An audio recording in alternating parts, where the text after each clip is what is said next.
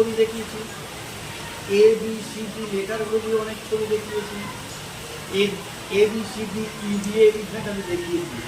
কিন্তু সেই হাতিকে আঁকতে গেলে কি করে সুন্দর করে আঁকা যায় একটা আয়তক্ষেত্রে এখানে আমি দেখাচ্ছি যায় কিভাবে করবি যায়।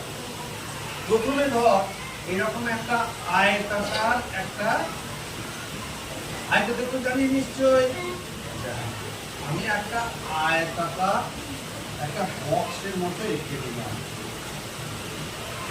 বোঝা গেল? এই আয়তাকার বক্সের মাধ্যমে আমরা যদি হাতিটাকে আঁকি তা খুব সহজ আঁকা যায়। কিরকম কিছু পরিবর্তন করতে হবে। প্রথমে হলো দেখ, আমরা যদি এই দিকটাকে এইভাবে গোল করে নিয়ে এই জায়গাটাকে যদি এইভাবে দেখ, হ্যাঁ এইভাবে যদি আমরা করি, এটা সুরের দিকটা হলো। এই পোর্শনটা যদি আমরা এইখানে পাটা নামাই, এইখানে যদি মুখটা করি, আবার এই দিকটা থেকে যদি আমরা এইভাবে লেজটা করি,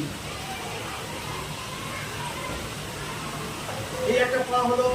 আবার আমরা এখানে একটা এই পাটা করতে পারি, এই দিক থেকে আমরা এই পাটা করতে পারি। এরপর এইখানে বডিটা আমরা এইভাবে দিতে পারি। সামনে আর একটা পা করব এইভাবে, পিছনে একটা পা করব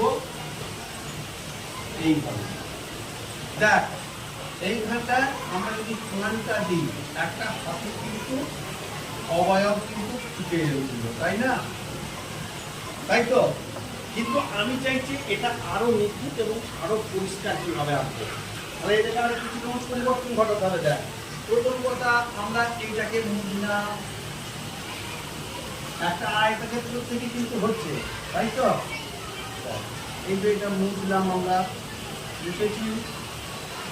এরপরে এই যে কানটা করেছি, আমরা যদি এই জায়গাটাকে একটু পরিবর্তন করি, দেখ আরো হাতিটা কিন্তু সুন্দর হবে। কিরকম হবে না, আমরা এই হাতির মুখের এই পোর্শনটা এইরকম হয়। কিরকম হয় না, যদি মুখটা একটু আমরা এইভাবে সামনেটাকে এইভাবে আনবো, আর এই হাতটা কিন্তু একটু খুবই দেখ পরিবর্তন হয়ে এসে গেল না, মুখটা একটু এইরকম হয় না, হয় না? আচ্ছা, এই যে এইখানটা আমি ফোন করেছিলাম, এটা এইখানটা, এটা আরেকটু যদি ওপর থেকে আমরা এখানটা করি, বলো না? এবারে এই পায়ের জায়গাগুলোকে যদি আরো পরিচ্ছন্ন করে করি, পাগুলো কেমন হবে না, পাগুলো হবে হাতির পাগুলো ঠিক এইরকম একটু গোল গোল টাইপের হবে, আবার টাইপের একটু গোল গোল হবে। আর এই জায়গাগুলো একটু এইরকম হবে।